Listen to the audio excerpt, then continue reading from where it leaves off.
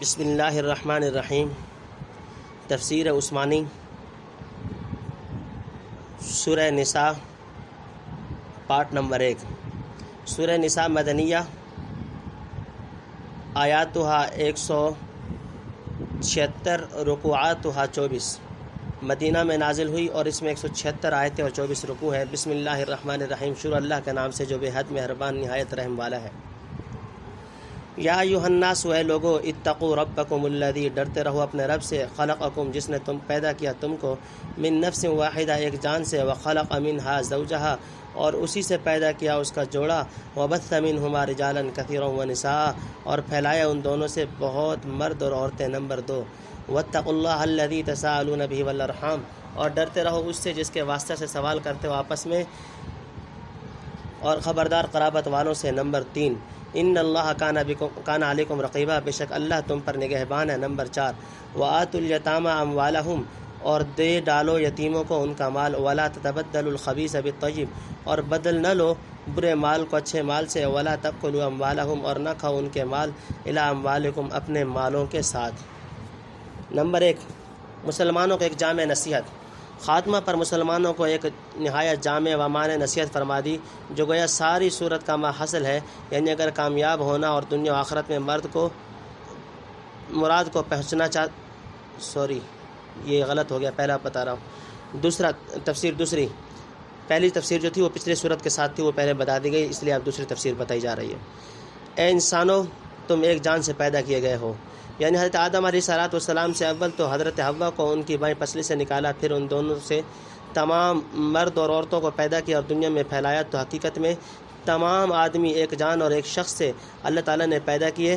مطلب یہ کہ جب تم سے سب کو آدم سے وجود میں لانے والا اور پھر تم کو باقی اور قائم رکھنے والا وہی ہے، تو اس سے ڈرنا اور اس کی فرما برداری ضروری بات ہے۔ اس سے اشارہ ہو گیا دو مضمونوں کی طرف، اول یہ کہ اللہ تعالیٰ تم سب کا خالق اور موجد ہے، دوسرا یہ کہ تمام آدمیوں کے لیے سبب وجود کے جس سے اللہ تعالیٰ نے سب کو پیدا کیا ایک ہی جان یعنی ابو البشر آدم علیہ السلام ہے، جس سے معلوم ہو گیا کہ ہمارا اصلی تعلق تو اللہ سے ہے، کیونکہ علت تامہ اور اس کے معلول میں جس قدر تعلق اور قرب اور علاقہ احتیاج ہوتا ہے وہ کسی میں ممکن نہیں۔ اس کے بعد وہ تعلق اور قرب ہے جو افراد انسانی میں باہم پایا جاتا ہے، کیونکہ ان کا سبب وجود اور مخلوق منہ بالکل شے واحد ہے، جس سے معلوم ہو گیا کہ اول تو ہمارے ذمہ پر خدا تعالیٰ کی اطاعت لازم ہونی چاہیے کہ وہ ہمارا خالق ہے۔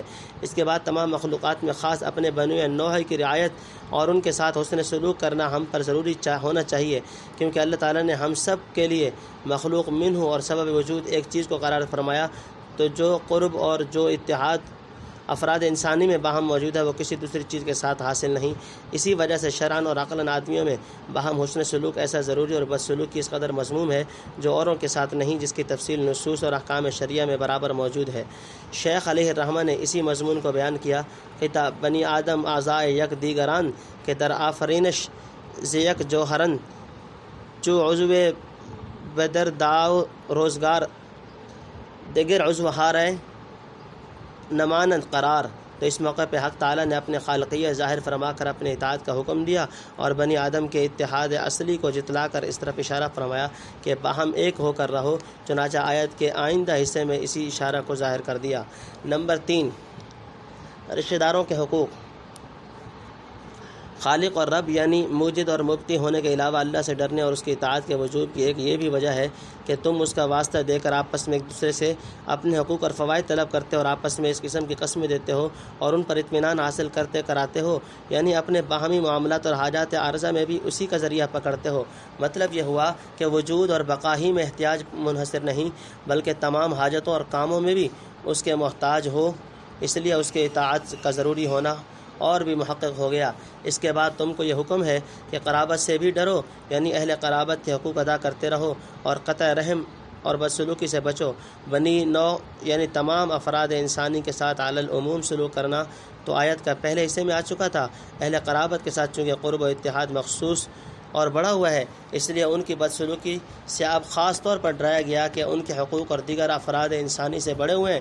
چنانچہ حدیث قدسی قال اللہ تبارک و تعالی انا اللہ وانا الرحمن خلقت الرحم وشققت له من اسمی فمن وصلها وصلته ومن قطعها قطعته.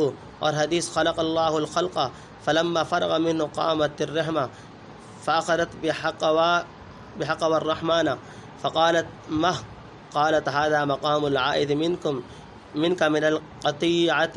قال ألا ترضين إن أصل من وصلك واقطع من قطعك. قالت بلى يا ربي. قال فذاك. اور حدیث میں الرحم شجنة من الرحمن فقال اللہ تعالی من وصلك وصلته ومن قطعك قطعته. اور حدیث الرحم معلقة بالعرش تقول ومن وصلني وصله الله ومن قطعني قطعه الله. اس پر شاہد ہیں. اور رحم کے اختصاص مذکور اور تعلق کی طرف مشیر ہیں.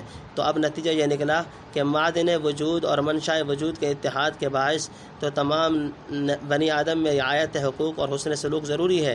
اس کے بعد اگر کسی موقع میں کسی خصوصیت کی وجہ سے اتحاد میں زیادتی ہو جائے گی، جیسے اقارب، یا کسی موقع میں شدت احتیاج پائی جائے گی جیسے یتامہ اور مساکین وغیرہ، تو وہاں رعایت حقوق میں بھی ترقی ہو جائے گی. ان کے علاوہ جب حکم خداوندی بھی صاف آ گیا کہ ارحام کے حقوق کی رعایت اور حفاظت رکھو، تو اس کی تاکید انتہا کو پہنچ گئی. چنانچہ اس صورت میں اکثر احکام اسی تعلق عام اور دیگر تعلقات خاصہ کے متعلق مذکور ہیں. گویا وہ احکام اس امر کلی کی جو کہ یہاں مذکور ہوا تفصیل ہیں. نمبر 4، یعنی تمہارے تمام احوال و اعمال سے واقف ہے. اس کے حکم کی مطابقت کرو گے تو ثواب پاؤ گے، ورنہ عذاب کے مستحق ہوگے. اور تمہارے تعلقات ارحام اور ان کے مراتب اور ہر ایک کے مناسب اس کے حقوق کو بھی خوب جانتا ہے، اس لیے اس کے متعلق جو تم کو حکم دے اس کو حق سمجھو اور اس پر عمل کرو. انه کان حوبا کبیرا، یہ ہے بڑا وبال. نمبر 1، وَإِنْ خِفْتُمْ أَلَّا تُقْسِطُوا، اور اگر ڈرو کہ انصاف نہ کر سکو گے، فِي الْيَتَامَى، یتیم لڑکیوں کے حق میں، فَأَنْكِحُوا مَا طَابَ لَكُم مِّنَ النِّسَاءِ، تو نکاح کر لو جو اور عورتیں تم کو خوش آویں. مثنیٰ، 2 وثلاثہ، 3 ورباع، 4. نمبر 2، فَإِنْ خِفْتُمْ أَلَّا تَعْدِلُوا، پھر اگر ڈرو کہ ان میں انصاف نہ کر سکو گے، فَوَاحِدَةً أَوْ مَا مَلَكَتْ أَيْمَانُكُمْ، تو ایک ہی نکاح کرو یا لونڈی جو اپنے مال ہے. نمبر 3، ذَلِكَ أَدْنَىٰ أَلَّا تَعُولُوا، اس میں امید ہے ایک طرف نہ جھک پڑو گے. نمبر 4، وَآتُوا النِّسَاءَ صَدُقَاتِهِنَّ نِحْلَةً، اور دے ڈالو عورتوں کو مہر ان کی خوشی سے. نمبر 5، فَإِنْ طِبْنَ لَكُمْ عَنْ شَيْءٍ مِّنْهُ نَفْسًا، پھر اگر وہ اس میں سے کچھ چھوڑ دیں تم کو اپنی خوشی سے، فَكُلُوا هَنِيئًا مَرِيئًا، تو اس کو کھاؤ رچتا بچتا. نمبر 6، وَلَا تُؤْتُوا السُّفَهَاءَ، اور مت پکڑو بے عقلوں کو، اموالکم، وہ اپنے مال، التی جعل اللہ لکم قیاما، جن کو بنایا ہے اللہ نے تمہارے گزران کا سبب. نمبر 1، یتیموں کے مال کی حفاظت کے احکام، یعنی یتیم بچے جن کا باپ مر گیا، ان کے متعلق ان کے ولی اور سرپرست کو یہ حکم ہے کہ جب وہ بالغ ہو جائیں تو ان کا مال ان کے سپرد کر دے، اور زمانہ تولیت میں یتیموں کی کسی اچھی چیز کو لے کر اس کے معاوضہ میں بری اور گھٹیا چیز ان کے مال میں شامل نہ کر دے، اور ان کے مال کو اپنے مال کے ساتھ ملا کر نہ کھاوے. مثلا ولی کی اجازت ہے کہ اپنا اور یتیم کا کھانا مشترک اور شامل رکھے، مگر یہ ضرور ہے کہ یتیم کا نقصان نہ ہونے پائے. یہ نہ ہو کہ شرکت کے بہانے سے یتیم کا مال کھا جاوے اور اپنا نفع کر لیوے، کیونکہ یتیم کا مال کھانا سخت گناہ ہے. احکام متعلقہ ارحام یتیموں کے حکم کو شاید اس لیے مقدم بیان فرمایا کہ یتیم اپنی بے سر و سامانی اور مجبوری اور بیچارگی اور بے کسی کے پاس رعایت و حفاظت اور شفقت کا نہایت محتاج ہے، اور اس اہتمام کی وجہ سے تبدیل اور شرکت کے نقصان کی بھی کھول کر ممانعت فرما دی. اور آئندہ متعدد آیات میں بھی یتیموں کے متعلق چند احکام ارشاد ہوئے ہیں جن سے اہتمام مذکور و باہر معلوم ہوتا ہے. اور یہ تمام احکام اور تاکیدات جملہ یتیموں کے حق میں ہیں. البتہ وہ قرابت دار ہیں ان کے بارے میں تاکید میں زیادہ شدت آ گئی، اور وہی شان نزول اور سبب ربط بین الآیات ہیں، اور عادت و عرف کے بھی موافق ہیں، کیونکہ یتیم بچہ کا ولی اکثر اس کا کوئی قریبی ہوتا ہے. نمبر 2، احادیث صحیحہ میں منقول ہے کہ یتیم لڑکیاں جو اپنے ولی کی تربیت میں ہوتی تھیں اور وہ لڑکی اس ولی کے مال اور باغ میں بوجہ قرابت باہمی شریک ہوتی، تو اب 2 صورتیں پیش آتی. کبھی تو یہ ہوتا کہ ولی کو گو اس کا اجمال اور مال دونوں مرغوب ہوتے تھے، تو ولی اس سے تھوڑے سے مہر پر نکاح کر لیتا، کیونکہ دوسرا شخص اس لڑکی کا حق مانگنے والا تو کوئی ہے ہی نہیں۔ اور کبھی ہوتا کہ لڑکی کی صورت تو مرغوب نہ ہوتی، مگر ولی یہ خیال کرتا کہ دوسرے سے نکاح کروں گا تو لڑکی کا مال میرے قبضے سے نکل جائے گا اور میرے مال میں دوسرا شریک ہو جائے گا، اس مسئلے سے نکاح تو جوں توں کر لیتا مگر منکوحہ سے کچھ رغبت نہ رکھتا۔ 4 شادیوں کی اجازت۔ اس پر یہ آیت اتری اور اولیاء کو ارشاد ہوا کہ اگر تم کو اس بات کا ڈر ہو کہ تم یتیم لڑکیوں کی بابت انصاف نہ کر سکو گے اور ان کے مہر اور ان کے ساتھ حسن معاشرت میں تم سے کوتاہی ہوگی تو تم ان سے نکاح مت کرو، بلکہ اور عورتیں جو تم کو مرغوب ہوں ان سے ایک چھوڑ 4 تک کی تم کو اجازت ہے، قاعدہ شریعت کے موافق ان سے نکاح کر لو کہ یتیم لڑکیوں کو بھی نقصان نہ پہنچے، کیونکہ تم ان کے حقوق کے حامی رہو گے اور تم بھی کسی خرابی اور گناہ میں نہ پڑو۔ جاننا چاہیے کہ مسلمان آزاد کے لیے زیادہ سے زیادہ 4 نکاح تک اور غلام کے لیے 2 تک کی اجازت ہے، اور حدیثوں میں بھی اس کی تصریح ہے اور ائمہ دین کا بھی اسی پر اجماع ہے۔ تمام امت کے لیے یہی حکم ہے، صرف رسول اللہ صلی اللہ علیہ وسلم کی خصوصیت اور آپ صلی اللہ علیہ وسلم کا امتیاز ہے کہ اس سے زائد کی اجازت ہے۔ فائدہ: یتیم لڑکیوں کے نکاح کی تیسری صورت یہ بھی حدیث میں ہے کہ جس یتیم لڑکی کی طرف سے صورت اور مال دونوں وجہ سے بے رغبتی ہوتی تھی اس کا نکاح ولی اور دوسری جگہ کر دیتا تھا، مگر ظاہر ہے اس آیت کو اس صورت سے متعلق نہیں۔ نمبر 3، 1 سے زائد نکاح کے لیے انصاف کی شرط۔ یعنی اگر تم کو اس کا ڈر ہو کہ کئی عورتوں میں انصاف اور مساوات کے مطابق معاملہ نہ کر سکو گے تو پھر ایک ہی نکاح پر قناعت کرو، یا صرف لونڈیوں پر ایک ہو یا زیادہ بس کرو، یا ایک منکوحہ کے ساتھ ایک یا چند لونڈیوں کو جمع کر لو۔ نمبر 4، یعنی صرف ایک عورت سے نکاح کرنے میں یا فقط اپنی لونڈی یا اپنی لونڈیوں پر قناعت کرنے میں یا ایک نکاح کے ساتھ ایک لونڈی یا چند لونڈیوں کو جمع کرنے میں اس بات کی توقع ہے کہ تم بے انصافی اور خلاف عدل سے محفوظ رہو، کیونکہ زوجات کے جو حقوق ہیں وہ اپنی مملوکہ لونڈیوں کے نہیں کہ ان میں عادل نہ ہونے سے تم پر مواخذہ ہو، نہ ان کے لیے مہر ہے نہ معاشرت کے لیے کوئی حد مقرر ہے۔ فائدہ: جس کی کئی عورتیں ہوں تو اس پر واجب ہے کہ کھانے پینے اور لینے دینے میں ان کو برابر رکھے اور رات کو ان کے پاس رہنے میں برابر باندھے۔ اگر برابری نہ کرے گا تو قیامت کو وہ مفلوج ہوگا، ایک کروٹ گھسٹتی چلی ہوگی۔ اور کسی کے نکاح میں ایک حرہ اور ایک لونڈی ہو تو لونڈی کو حرہ سے نصف باری ملے گی، اور جو لونڈی اپنی ملک میں ہو اس کا باری میں کوئی حق مقرر نہیں، مالک کی خوشی پر ہے۔ نمبر 5، مہر کے ادائیگی کا حکم۔ یعنی جن عورتوں سے نکاح کرو ان کے مہر خوش دلی اور رغبت کے ساتھ خود ادا کرو، ان کا کوئی حامی اور تم سے تقاضا کر کے وصول کرنے والا ہو یا نہ ہو۔ ایسا کرو تو پھر یتیم لڑکیوں سے نکاح کرنے میں کوئی حرج ہی نہیں۔ حرج تو جب ہے کہ مہر دینے میں یا ان کے کسی حق کے ادا کرنے میں گردانی ہو۔ نمبر 6، یعنی اگر عورت اپنی خوشی سے مہر میں کوئی مقدار زوج کو معاف کر دے یا لے کر پھر زوج کو ہبہ کر دے تو اس میں کچھ حرج نہیں۔ زوج اس کو خوشی سے کھا لے، جو کھانا لذیذ ہو اور طبیعت اس کو رغبت کے ساتھ قبول کر لے تو اس کو ہنی کہتے ہیں، اور جو کھانا ہضم ہو کر بخوبی جزو بدن اور موجب صحت و قوت ہو وہ مری ہے۔ وارزقہم فیہا وقسوہم، اور ان کو اس میں سے کھلاتے اور پہناتے رہو۔ وقولوا لہم قولا معروفا، اور کہو ان سے معقول۔ نمبر 1، وابتلوا الیتامی حتی اذا بلغوا النکاح، اور سدھارتے رہو یتیموں کو جب تک پہنچے نکاح کی عمر کو۔ فإن آنستم منہم رشدا، پھر اگر دیکھو ان میں ہوشیاری، فادفعوا الیہم اموالہم، تو حوالے کر دو ان کا مال۔ نمبر 2، ولا تأکلوها اسرافا وبدارا، اور کھا نہ جاؤ یتیموں کا مال ضرورت سے زیادہ اور حاجت سے پہلے، ان یکبروا، کہ یہ بڑے نہ ہو جائے۔ نمبر 3، ومن کان غنیا، اور جس کو حاجت نہ ہو، فلیستعفف، تو مال یتیم سے بچتا رہے۔ ومن کان فقیرا، اور جو کوئی محتاج ہو، فلیأکل بالمعروف، تو کھاوے موافق دستور کے۔ نمبر 4، فإذا دفعتم الیہم اموالہم، پھر جب ان کے حوالے کرو ان کے مال، فاشہدوا علیہم، تو گواہ کر لو اس پر۔ وکفی باللہ حسیبا، اور اللہ کافی ہے حساب لینے کو۔ نمبر 5، للرجال نصیب، مردوں کا بھی حصہ ہے، مما ترک الوالدان، اس میں جو چھوڑ مرے ماں باپ، والاقربون، اور قرابت والے، وللنساء نصیب، اور عورتوں کا بھی حصہ ہے، مما ترک الوالدان والاقربون، اس میں جو چھوڑے ماں باپ اور قرابت والے۔ تفسیر۔ نمبر 1، یتیموں کی پرورش کے مسائل۔ یعنی بے سمجھ لڑکوں کے ہاتھ میں ان کا مال مت دو کہ جس کو اللہ تعالیٰ نے آدمیوں کے لیے سامان معیشت بنایا ہے، بلکہ اس کی پوری حفاظت رکھو اور اندیشہ ہلاکت سے بچاؤ، اور جب تک ان کو نفع نقصان کا ہوش نہ آئے اس وقت تک ان کو اس میں سے کھلاؤ پہناؤ اور تسلی کرتے رہو کہ یہ سب مال تمہارا ہی ہے، ہم تو تمہاری خیر خواہی کرتے ہیں، جب سمجھدار ہو جاؤ گے تم کو ہی دے دیں گے۔ نمبر 2، یعنی یتیموں کو سدھارتے اور آزماتے رہو بلوغ کے وقت تک، پھر بلوغ کے بعد اگر ان میں اپنے نفع نقصان کی سمجھ اور حفاظت و انتظام میں مال کا سلیقہ پاؤ تو ان کا مال ان کے حوالے کر دو۔ یتیموں کے سدھارنے اور آزمانے کی عمدہ صورت یہی ہے کہ کم قیمت معمولی چیزوں کی ان سے خرید و فروخت کرائی جائے اور ان کا طریقہ ان کو بتایا جائے۔ اس سے معلوم ہوا کہ نابالغ کی بیع و شرح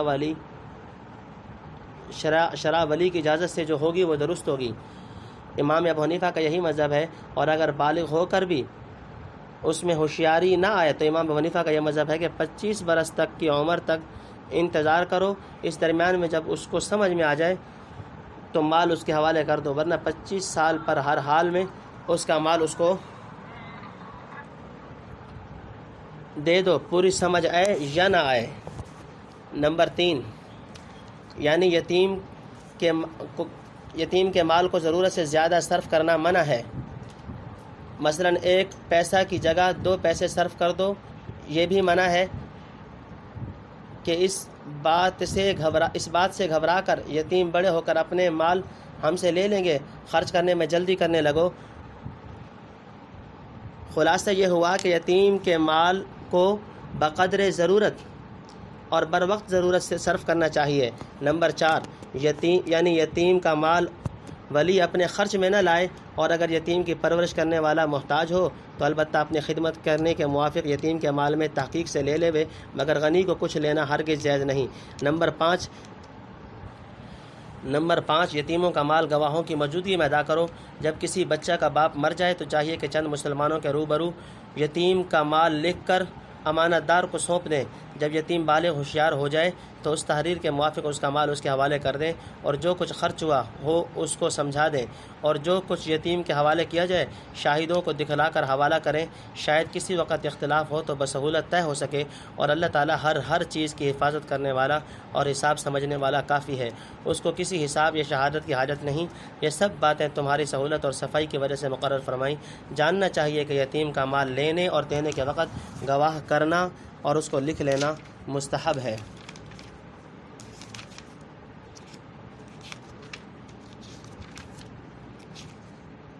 مما قل منہ او کثر، تھوڑا ہو یا بہت ہو، نصیبا مفروضہ، حصہ مقرر کیا ہوا ہو۔ نمبر 1، وَإِذَا حَضَرَ الْقِسْمَةَ، اور جب حاضر ہوں تقسیم کے وقت، اولو القربہ، رشتہ دار، والیتامى، اور یتیم، والمساکین، اور محتاج، فارزقوہم منہ، تو ان کو کچھ کھلا دو اس میں سے، وقولوا لهم قولا معروفا، اور کہہ دو ان کو بات معقول۔ نمبر 2، وَلْيَخْشَ الَّذِينَ لَوْ تَرَكُوا، اور چاہیے کہ ڈریں وہ لوگ، ترکوا من خلفہم، اگر چھوڑی ہے اپنے پیچھے، ذریۃ ضعافا، اولاد ضعیف، خافوا علیہم، تو ان پر اندیشہ کریں، یعنی ہمارے پیچھے ایسا ہی حال ان کا ہوگا۔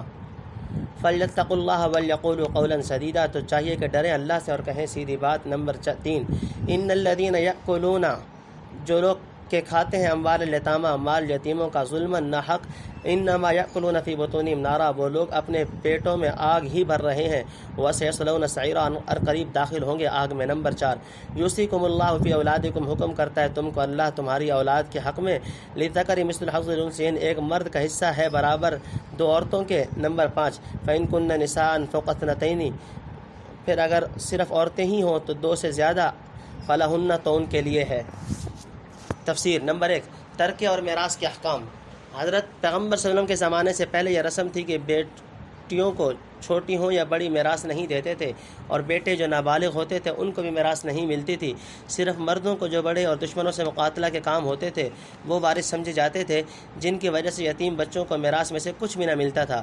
ان کے بارے میں یہ آیت اتری جس کا خلاصہ یہ ہے کہ ماں باپ اور دیگر قرابت والوں کے مال متروکہ میں سے مردوں یعنی بیٹوں کو، خواہ وہ بچے ہوں یا جوان، ان کو حصہ ملے گا، اور عورتوں یعنی بیٹیوں کو بھی بالغ ہوں یا نابالغ، ماں باپ وغیرہ اقارب کے ترکے میں سے ان کو حصہ دیا جائے گا، اور یہ حصے مقرر کیے ہوئے ہیں جن کا دینا ضروری ہے، خواہ مال تھوڑا ہو یا بہت ہو۔ ان سے اہل جاہلیت کی رسم رسم مضمون کا ابطال ہو گیا اور یتیموں وغیرہ کے حقوق کی حفاظت فرما کر ان کی حق تلفی کو روک دیا۔ فائدہ: اس آیت میں حق والوں کا حق اور اس کا تقرر اور تعین بالاجمال بتلایا گیا۔ آئندہ رکوع میں وارثوں کے حصہ کی تفصیل آتی ہے۔ نمبر 2، تقسیم میراث کے وقت غریب رشتہ داروں سے سلوک، یعنی تقسیم میراث کے وقت برادری اور کنبہ کے لوگ جمع ہوں تو جو رشتہ دار ایسے ہوں جن کو میراث میں حصہ نہیں پہنچتا یا جو یتیم اور محتاج ہوں ان کو کچھ کھلا کر رخصت کرو یا کوئی چیز ترکہ میں سے حسب موقع ان کو بھی دے دو۔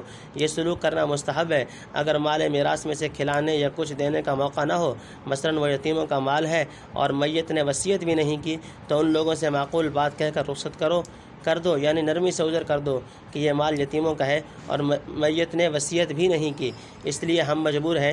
ابتدائی صورت میں یہ بیان ہو چکا ہے کہ تمام قرابت والے درجہ بدرجہ سلوک اور مراعات کے مستحق ہیں، اور یتامہ اور مساکین بھی، اور جو قریب یتیم یا مسکین بھی ہو تو اس کی رعایت اور بھی زیادہ ہونی چاہیے۔ اس لیے تقسیم میراث کے وقت ان کو حتی الوسع کچھ نہ کچھ دینا چاہیے۔ اگر کسی وجہ سے وارث نہ ہو تو حسن سلوک سے محروم نہ رہیں۔ نمبر 3، یہ ارشاد اصل میں تو یتیم کے ولی اور وصی کے لیے ہے، درجہ بدرجہ اوروں کو بھی اس کا خیال رہے۔ مطلب یہ ہے کہ اپنے مرنے کے بعد جیسا ہر کوئی اس بات سے ڈرتا ہے کہ میری اولاد کے ساتھ سختی اور برائی سے معاملہ کیا جائے، ایسا ہی تم کو بھی چاہیے کہ یتیم کے ساتھ وہ معاملہ کرو جو اپنے بعد اپنی اولاد کے ساتھ پسند کرتے ہو، اور اللہ سے ڈرو، یتیموں سے سیدھی اور اچھی بات کہو، یعنی جس سے ان کا دل نہ ٹوٹے اور ان کا نقصان نہ ہو بلکہ ان کی اصلاح ہو۔ نمبر 4، یتیموں کے مال میں خیانت کی سزا۔ آیات متعددہ سابقہ میں یتیموں کے مال کے متعلق مختلف طرح سے احتیاط کرنے کا حکم تھا اور ان کے مال میں خیانت کو بڑا گناہ بتایا گیا ہے۔ اب آخر میں مال یتیم میں خیانت کرنے پر وعید شدید بیان فرما کر اس حکم کو خوب مؤکد کر دیا کہ جو کوئی یتیم کا مال بلا استحقاق کھاتا ہے وہ اپنے پیٹ میں جہنم کی آگ بھر رہا ہے، یعنی اس کھانے کا انجام یہ انجام ہوگا اور یہ جملہ آخر میں اس کو ظاہر کرے گا۔ نمبر 5، میراث میں اولاد کے حصے۔ اوپر اقارب میت کے وارث ہونے کا ذکر ہوا تھا اور ان کے حصوں کے تقرر اور تعین کی طرف اجمالی اشارہ فرما دیا تھا۔ اب اقارب اور ان کے حصوں کی تفصیل بتلا دی جاتی ہے، اور اس سے پہلے یتیموں کے حق میں تشدد اور تاکیدات کا ذکر چلا آ رہا تھا، جس سے یہ بات بھی معلوم ہو گئی کہ اقارب میت میں اگر کوئی یتیم ہو تو اس کا حصہ دینے میں بہت ہی احتیاط اور اہتمام چاہیے۔ اہل عرب کی قدیم رسم کے موافق ان کو میراث سے محروم کر دینا سخت ظلم اور بڑا گناہ ہے۔ اب اقارب میں سب سے پہلے اولاد کے حصے کو بیان فرمایا کہ اگر کسی میت کی اولاد بیٹا یا بیٹی دونوں ہوں تو ان کے میراث دینے کا یہ قاعدہ ہے کہ ایک بیٹا دو بیٹیوں کے برابر حصہ پائے گا۔ مثلاً ایک بیٹا اور دو بیٹیاں ہوں تو نصف مال بیٹے کا اور نصف مال دو بیٹیوں کا ہوگا، اور اگر ایک بیٹا اور ایک بیٹی ہوگی تو 2 ثلث بیٹے کا اور 1 ثلث بیٹی کا ہوگا۔ ثلثا مما ترک، دو تہائی اس مال میں سے جو چھوڑ مرا۔ وَإِنْ كَانَتْ وَاحِدَةً فَلَهَا النِّصْفُ، اور اگر ایک ہی ہو تو اس کے لیے آدھا ہے۔ نمبر 1، وَلِأَبَوَيْهِ لِكُلِّ وَاحِدٍ مِّنْهُمَا السُّدُسُ، اور میت کے ماں باپ کو ہر ایک کے لیے دونوں میں سے چھٹا حصہ ہے۔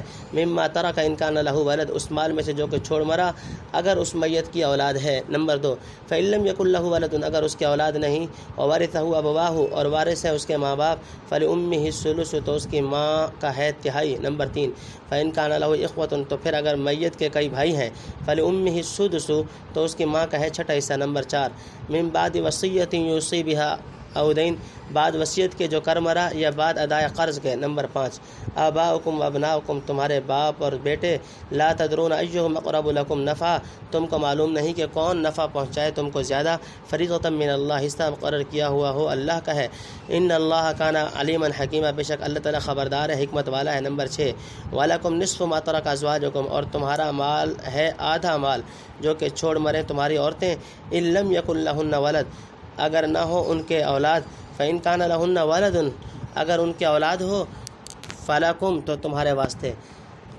تفسیر۔ نمبر 1، بیٹیوں کے وراثت کے احکام، یعنی اور اگر کسی میت نے اولاد میں سے صرف عورتیں یعنی بیٹیاں ہی چھوڑی ہیں، بیٹا نہیں چھوڑا، تو وہ اگر 2 سے زیادہ ہوں تب بھی ان کو 2 تہائی ملے گا، اور اگر صرف ایک ہی بیٹی چھوڑی تو اس کا میت کے ترکے کا نصف ملے گا۔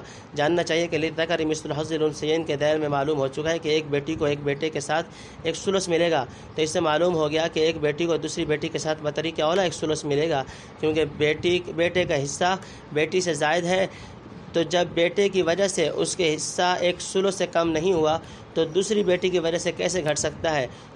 دو بیٹیوں کا حکم چونکہ پہلی آیت سے معلوم ہو چکا تھا، اس لیے اس آیت میں دو بیٹیوں سے زائد کا حکم بتلا دیا تاکہ کسی کو یہ شبہ پیدا نہ ہو کہ دو بیٹیوں کا حق جب ایک بیٹی سے زائد ہے تو شاید 3 یا 4 بیٹیوں کا حق 2 بیٹیوں سے زائد ہوگا۔ یہ بات ہرگز نہیں، بلکہ بیٹیاں جب ایک سے زائد ہوں، 2 ہوں یا 10، ان کو 2 ثلث ملے گا۔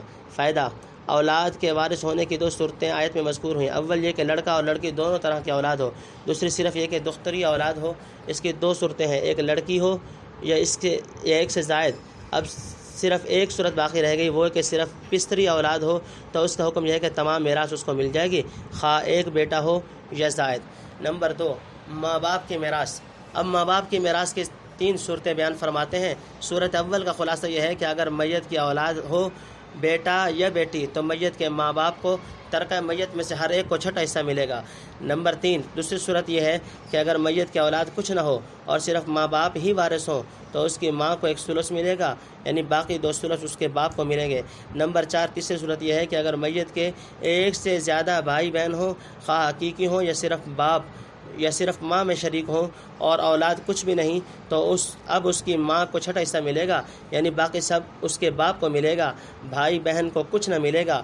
اور اگر صرف ایک بھائی یا ایک بہن ہوگی تو ماں کو 1 ثلث اور باپ کو 2 ثلث ملیں گے، جیسا کہ دوسری صورت مذکورہ بالا میں تھا۔ نمبر 5، میت کے قرض اور وصیت کا حکم، یعنی جس قدر وارثوں کے حصے گزر چکے یہ سب میت کی وصیت اور اس کے قرض کو جدا کر لینے کے بعد وارثوں کو دیے جائیں گے، اور وارثوں کا مال وہی ہوگا جو مقدار وصیت تو قرض کے نکال لینے کے بعد باقی رہے گا، اور نصف اور ثلث وغیرہ اسی کا مراد ہے، نہ تمام مال کا۔ فائدہ: میت کا مال اول اس کے کفن دفن کا لگایا جائے گا، جو اس سے بچے وہ اس کے قرض میں دیا جائے گا، پھر جو باقی رہے اس کو میت کی وصیت میں 1/3 تک صرف کیا جائے، اس کے بعد جو رہے وارثوں پر تقسیم کیا جائے۔ نمبر 6، اس آیت میں 2 میراث بیان فرمائیں، اولاد کی اور ماں باپ کی۔ اب فرماتے ہیں چونکہ یہ بات تم کو معلوم نہیں کہ کس سے تم کو نفع پہنچے گا اور کتنا نفع پہنچے گا، اس لیے تم کو اس میں دخل نہ دینا چاہیے۔ جو کچھ کسی کا حصہ حق تعالیٰ نے مقرر فرما دیا ہے اس کی پابندی کرو، اس کو تمام چیزوں کی خبر بھی ہے اور بڑا حکمت والا بھی ہے۔ الربع مما ترکنا من بعد وصیۃ یوصین بہا، چوتھائی ہے اس میں سے جو چھوڑے بعد وصیت کے جو کر گئیں، او دین یا بعد قرضے کے۔ نمبر 1، وَلَهُنَّ الرُّبُعُ مِمَّا تَرَكْتُمْ، اور عورتوں کے لیے چوتھائی مال ہے اس میں سے جو تم چھوڑ مرے تم۔ إِن لَّمْ يَكُن لَّكُمْ وَلَدٌ، اگر نہ ہو تمہارے اولاد۔ فَإِن كَانَ لَكُمْ وَلَدٌ، اگر تمہارے اولاد ہے۔ فَلَهُنَّ الثُّمُنُ مِمَّا تَرَكْتُمْ، تو ان کے لیے 8واں حصہ ہے اس میں سے جو تم نے چھوڑا، من بعد وصیۃ، بعد وصیت کے، توصون بہا او دین، جو تم کرو یا قرض کے۔ نمبر 2، وَإِن كَانَ رَجُلٌ يُورَثُ كَلَالَةً أَوِ امْرَأَةٌ، اور اگر وہ مرد کے جس کی میراث ہے باپ بیٹا کچھ نہیں رکھتا، او امرأۃ، یا عورت ہو ایسی ہی، وَلَهُ أَخٌ، اور اس میت کا ایک بھائی ہے، او اخت یا بہن ہے، فَلِكُلِّ وَاحِدٍ مِّنْهُمَا السُّدُسُ، تو دونوں میں سے ہر ایک کا چھٹا حصہ ہے۔ نمبر 3، فَإِن كَانُوا أَكْثَرَ مِن ذَلِكَ، اگر زیادہ ہوں اس سے، فَهُمْ شُرَكَاءُ فِي الثُّلُثِ، تو سب شریک ہے 1/3 میں، من بعد وصیۃ یوصی بہا او دین، بعد وصیت کی جو ہو چکی یا قرض کے، غیر مضار، جب اوروں کا نقصان نہ کیا ہو۔ نمبر 4، وصیتاً، یہ حکم ہے۔ تفسیر: زوجین کے میراث۔ اب زوجین کی میراث کو بیان فرمایا جاتا ہے کہ مرد کو اس کی عورت کے مال میں سے آدھا مال ملے گا اگر عورت کی کچھ اولاد نہ ہو، اور اگر عورت کی اولاد ہو، خواہ ایک بیٹی یا بیٹا ہو، تو اس مرد سے یا دوسرے مرد سے، تو مرد کو عورت کے مال میں سے 1/4 مال ملے گا قرض اور وصیت کے بعد۔ نمبر 2، اور اسی طرح عورت کو اس کے خاوند کے مال میں سے 1/4 حصہ ملے گا اگر مرد کی اولاد کچھ نہ ہو، اور اگر مرد کی اولاد ہے خواہ عورت سے یا دوسری عورت سے، تو عورت کو 8واں حصہ ملے گا خاوند کے مال، اس مال میں سے جو وصیت اور قرض ادا کرنے کے بعد بچے گا۔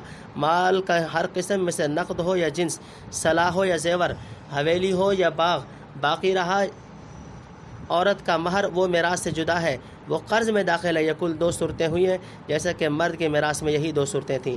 نمبر 3، اخیافی بہن بھائیوں کی میراث۔ یہاں سے اخیافی بہن بھائی کی میراث کا ذکر ہے جو کہ صرف ماں میں شریک ہوں۔ جاننا چاہیے کہ باپ اور بیٹے کے ہوتے تو بھائی اور بہن اخیافی کو کچھ نہیں پہنچتا۔ ہاں اگر باپ اور بیٹا نہ ہوگا تو بھائی اور بہن کو میراث ملے گی۔ بھائی اور بہن تین طرح کے ہیں: سگے جو ماں باپ دونوں شریک ہیں جن کو عینی کہتے ہیں، یا وہ ستیلے جو صرف باپ شریک ہے جن کو علاتی کہتے ہیں، یا وہ ستیلے جو صرف ماں شریک ہے جن کو اخیافی کہتے ہیں۔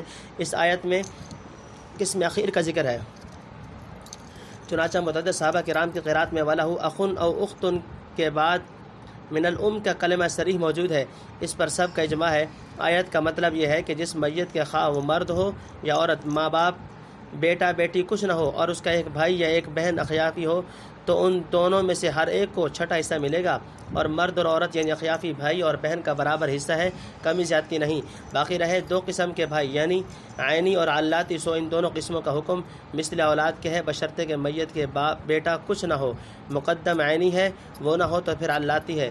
اسی صورت کے اخیر میں ان دونوں کی میراث کا ذکر آئے گا۔ فائدہ: جاننا چاہیے کہ کلالہ کی تفسیر جو یہ کی گئی کہ اس کے باپ بیٹا نہ ہو، یہ سب کو مسلم ہے، مگر امام ابو حنیفہ دادی اور پوتی کی بھی نفی کرتے ہیں۔ جو حکم باپ بیٹے کا ہے وہی دادی اور پوتی کا فرماتے ہیں، اور حضرات صحابہ کے وقت سے یہ اختلاف علماء میں چلا آتا ہے۔ نمبر 4، تقسیم میراث میں سے پہلے قرض اور وصیت کا لحاظ، یعنی اگر اخیافی بھائی یا بہن ایک سے زیادہ ہوں تو ان سب کو 1/3 مال میراث میں ملے گا، اور پہلی صورت میں سدس اور دوسری صورت میں ثلث دیا جائے گا، تو وصیت اور دین کے بعد جو باقی رہے گا اس کا سدس اور ثلث دیا جائے گا۔ اور وصیت میراث پر مقدم جب ہوگی جب اوروں کو نقصان نہ پہنچا ہو، اور نقصان کی دو صورتیں ہیں، ایک یہ کہ تہائی مال میں سے زیادہ کی وصیت ہو، دوسری یہ کہ جس وارث کو میراث میں سے حصہ ملے گا اس کے لیے کچھ وصیت بھی کر جائے۔ یہ دونوں صورتیں درست نہیں، البتہ اگر سب وارث اس کو قبول کر لیں تو خیر، ورنہ یہ وصیتیں مردود ہیں۔ فائدہ: وارثوں میں سے چونکہ اندیشہ تھا کہ ترکہ میت میں سے میت کا دین اور وصیت ادا نہ کریں بلکہ تمام مال آپ ہی رکھ رہے ہیں، اس لیے میراث کے ساتھ بار بار دین اور وصیت کا حکم تاکیداً بیان کیا گیا۔ اور وصیت چونکہ تبرع اور احسان ہے، اور بسا اوقات کوئی شخص معین اس کا مستحق نہیں ہوتا اور اس وجہ سے اس کے ضائع ہونے کا احتمال قوی تھا، تو اس لیے بغیر سے اہتمام و احتیاط وصیت کو ہر جگہ دین سے پہلے ذکر فرمایا، حالانکہ وصیت کا درجہ دین کے بعد کا ہے، جیسے کہ پہلے گزرا۔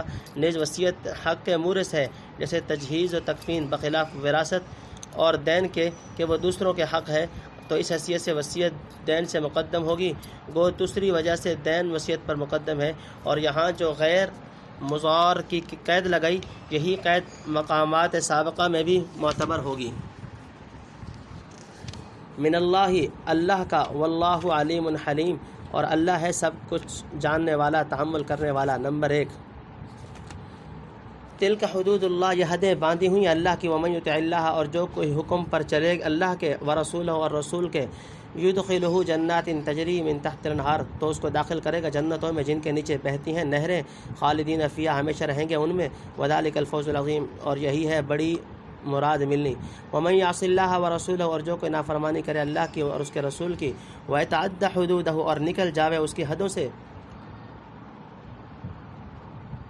یدخلہ نارا خالدا فیہا، ڈالے گا اس کو آگ میں، ہمیشہ رہے گا اس میں، ولہ عذاب مہین، اور ان کے لیے ہے ذلت کا عذاب۔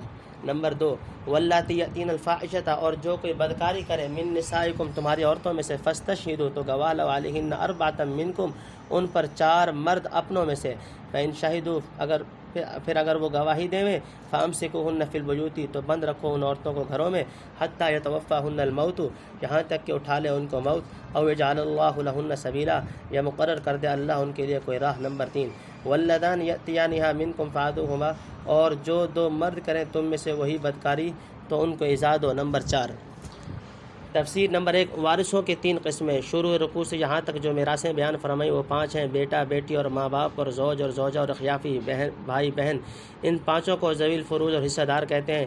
ان 5 کی میراث کو بیان فرما کر بطور تاکید فرما دیا کہ یہ حکم ہے اللہ کا، اس کی تعمیل ضروری ہے، اور اللہ تعالیٰ کو سب کچھ معلوم ہے، کس نے اطاعت کی اور کس نے نافرمانی کی، کس نے میراث و وصیت و دین میں حق اور انصاف کے موافق کیا، کس نے بے انصافی کی اور ضرر پہنچایا۔ یا باقی ظلم و بے انصافی کی سزا میں تاخیر ہونے سے کوئی دھوکہ نہ کھائے، کیونکہ حق تعالیٰ کا حلم بھی بہت کامل ہے۔ فائدہ جاننا چاہیے کہ ذوی الفروض کے سوا جن کا بیان اس رکوع میں گزرا، ایک دوسرے قسم کے وارث ہیں جن کو عصبہ کہتے ہیں، ان کے لیے کوئی حصہ مثل نصف، ثلث وغیرہ کے مقرر نہیں، بلکہ ذوی الفروض سے جو فاضل ہوگا وہ ان کو ملے گا۔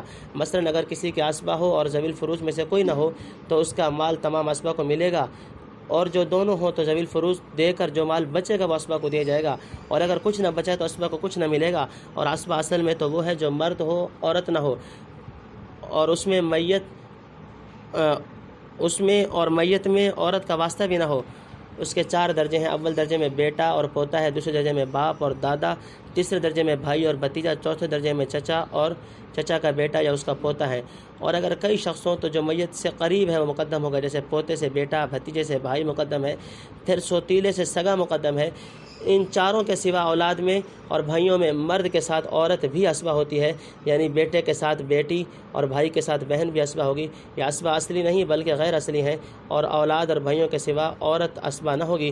مثلا چچا کا بیٹا عصبہ ہے مگر اس کے ساتھ ہو کر چچا زاد بہن عصبہ نہیں ہو سکتی۔ فائدہ ان دونوں قسم مذکورہ بالا یعنی ذوی الفروض اور عصبہ کے سوا امام حنیفہ کے نزدیک وارث کی تیسری قسم ذوی الارحام ہے، یعنی ایسے قرابت والے کہ ان میں اور میت میں عورت کا واسطہ ہو اور ذوی الفروض میں نہ ہو اور عصبہ بھی نہ ہو، جیسے نواسا اور نانا اور بھانجا اور ماموں اور خالہ اور پھوپھی اور ان کی اولاد۔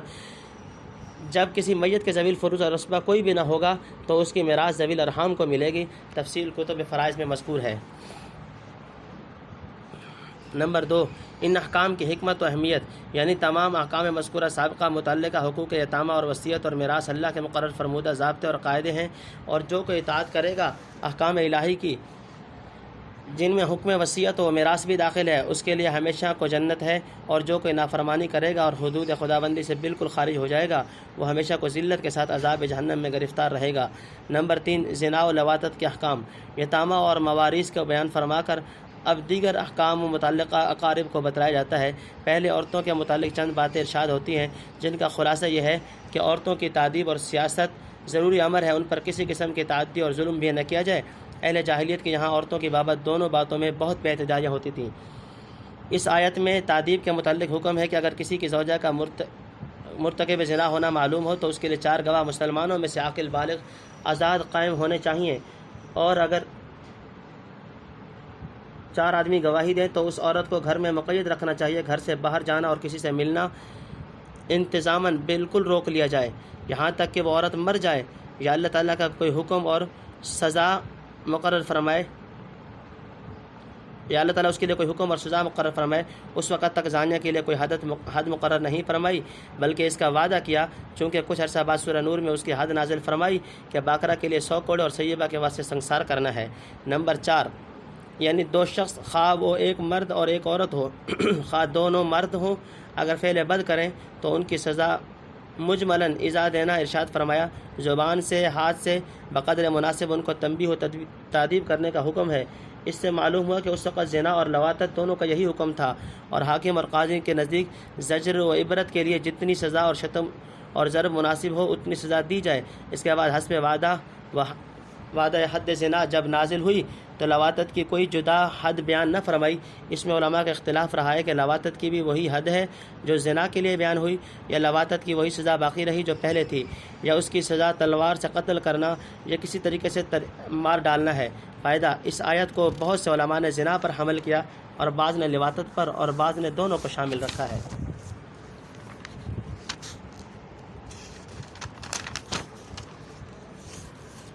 فَإِن تَابَا وَأَصْلَحَا فَأَعْرِضْ عَنْهُمَا، پھر اگر وہ دونوں توبہ کریں اور اپنی اصلاح کریں تو ان کا خیال چھوڑ دو۔ ان اللہ کان توابا رحیما، بے شک اللہ تعالیٰ توبہ قبول کرنے والا مہربان ہے۔ نمبر 1، انما التوبۃ علی اللہ للذین، توبہ قبول کرنی اللہ کو ضرور تو ان کی ہے، یعملون السوء، جو کرتے ہیں برا کام، بجہالت، جہالت سے، ثم یتوبون، پھر توبہ کرتے ہیں، من قریب، جلدی سے، فاولئک یتوب اللہ علیہم، تو ان کو اللہ تعالیٰ معاف کر دیتا ہے۔ وکان اللہ علیما حکیما، اور اللہ تعالیٰ سب کچھ جاننے والا، حکمت والا ہے۔ نمبر 2، ولیست التوبۃ للذین یعملون السیئات، اور ایسیوں کی توبہ نہیں جو کیے جاتے ہیں برے کام، حتی اذا حضر احدہم الموت، یہاں تک کہ جب سامنے آ جائے ان میں سے کسی کی موت، قالا، کہتا ہے، انی تبت الآن، میں توبہ کرتا ہوں اب، وللذین یموتون، نہ ایسوں کی توبہ جو مرتے ہیں وہم کفار حالت کفر میں، اولئک اعتدنا لهم عذابا الیما، ان کے لیے تو ہم نے تیار کر رکھا ہے عذاب دردناک۔ نمبر 3، یا ایھا الذین آمنوا، اے ایمان والو، لا یحل لکم ان ترثوا النساء، حلال نہیں تم کو کہ میراث میں لے لو عورتوں کو۔ تفسیر نمبر 1، یعنی اس کے بعد اگر وہ بدکاری سے توبہ کر لیں اور آئندہ کو اپنے اعمال کی درستی کر لیں تو اب ان کے پیچھے مت پڑو اور زجر و ملامت سے ستانا چھوڑ دو۔ اللہ تعالیٰ اپنے بندوں کی توبہ قبول کرنے والا اور ان پر مہربانی فرمانے والا ہے، تم کو بھی ایسا ہی کرنا چاہیے۔ نمبر 2، وہ لوگ جن کی توبہ قبول نہیں ہوتی، یعنی توبہ تو بے شک ایسی چیز ہے کہ زنا اور لواطت جیسے سنگین جرم میں بھی اللہ تعالیٰ معاف کر دیتا ہے، جیسے کہ آیت سابقہ سے مفہوم ہوا، لیکن اس کا بھی ضرور لحاظ رکھو کہ اللہ تعالیٰ نے جو اپنے فضل سے قبول توبہ کا ذمہ لے لیا ہے وہ اصل میں ان لوگوں کے ساتھ مخصوص ہے جو ناواقفیت اور نادانی سے کوئی صغیرہ یا کبیرہ گناہ کر لیتے ہیں، مگر جب اپنی خرابی پر متنبہ اور مطلع ہوتے ہیں تو جب ہی نادم ہوتے ہیں اور توبہ کرتے ہیں سو ایسوں کی خطائیں اللہ ضرور معاف فرما دیتا ہے، اور اللہ سب کچھ جانتا ہے، اس کو معلوم ہے کس نے نادانی سے گناہ کیا ہے، کس نے اخلاص سے توبہ کی ہے، اور حکمت والا ہے۔ جس توبہ کا قبول کرنا موافق حکمت ہوتا ہے اس کو قبول فرما لیتا ہے۔ فائدہ، قید جہالت اور قید قریب سے معلوم ہو گیا کہ جو شخص گناہ تو کرے نادانی سے اور تنبیہ کے بعد توبہ کر لے جلدی سے تو باقاعدہ عدل و حکمت اس کی توبہ مقبول ہونی ضرور ہے، اور جس نے جان بوجھ کر دیدہ دانستہ اللہ تعالیٰ کی نافرمانی پر جرت کی یا اطلاع کے بعد اس نے توبہ میں تاخیر کی اور پہلی حالت میں قائم رہا تو باقاعدہ عدل و انصاف اس کی خطا اصل میں معافی کے قابل نہیں، اس کا قبول کر لینا اللہ تعالیٰ کا محض فضل ہے۔ اپنے فضل سے اللہ تعالیٰ ان دونوں کی توبہ قبول بھی کر لیتا ہے، یہ اس کا احسان ہے، مگر اس کی ذمہ داری صرف اول صورت میں ہے، باقی میں نہیں ہے۔ نمبر 3، یعنی اور ایسے لوگوں کی توبہ قبول نہیں ہوتی جو برابر گناہ کیے جاتے ہیں اور باز نہیں آتے، یہاں تک کہ جب موت ہی نظر آ گئی تو اس وقت کہنے لگے کہ اب تو میں توبہ کرتا ہوں۔ نہ ان کی توبہ قبول ہوگی جو کفر پر مر گئے اور اس کے بعد عذاب اخروی کو دیکھ کر توبہ کریں، اور ایسے لوگوں کے واسطے عذاب شدید تیار ہے۔ جاننا چاہیے کہ یہ دونوں آیتیں جو دربارہ قبول توبہ اور عدم قبول توبہ یہاں مذکور ہیں، ہم نے جو ان کا یہ مطلب بیان کیا یہ بعض اکابرین محققین کی تحقیق کے موافق ہے، اور اس میں یہ خوبی ہے کہ قید جہالت اور لفظ قریب دونوں اپنے ظاہری معنی پر قائم رہے اور علی اللہ کے معنی کی بھی سہولت سے بن گئے، اور اس موقع پر عدم قبول توبہ کا ذکر فرمانے سے جو مقصد ہے یعنی توبہ کیف متفق قبول نہیں اور توبہ کی چند صورتیں ہیں ان کی مقبولیت میں باہم فرق ہے تاکہ کوئی توبہ کے اعتماد پر معاصی پر جری نہ ہو جائے، یہ مقصد بھی اس صورت میں خوب حاصل ہو جاتا ہے۔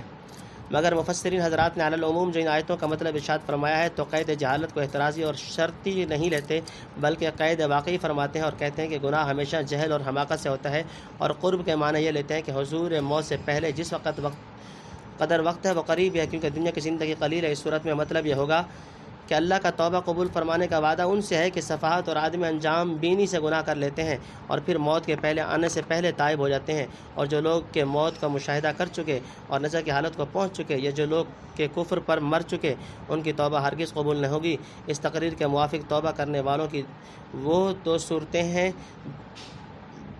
بین جو تقریر اول میں مذکور ہوئی، شق اول یعنی قبول توبہ کے اندر شمار ہوگی۔ فائدہ، جب موت کا یقین ہو چکے اور دوسرا عالم نظر آنے لگے تو اس وقت توبہ قبول نہیں، اور عالم آخرت کے دیکھنے سے پہلے کی توبہ البتہ قبول ضرور ہے۔ اتنا فرق ہے کہ حسب تقریر اول سورہ اول میں تو توبہ قبول توبہ قاعدہ عدل و انصاف کے موافق ہے، اور دوسری صورتوں میں قبول توبہ اس کا محض فضل ہے۔ کما مرہ، یہ پارٹ پہلا اپنے اختتام کو پہنچا۔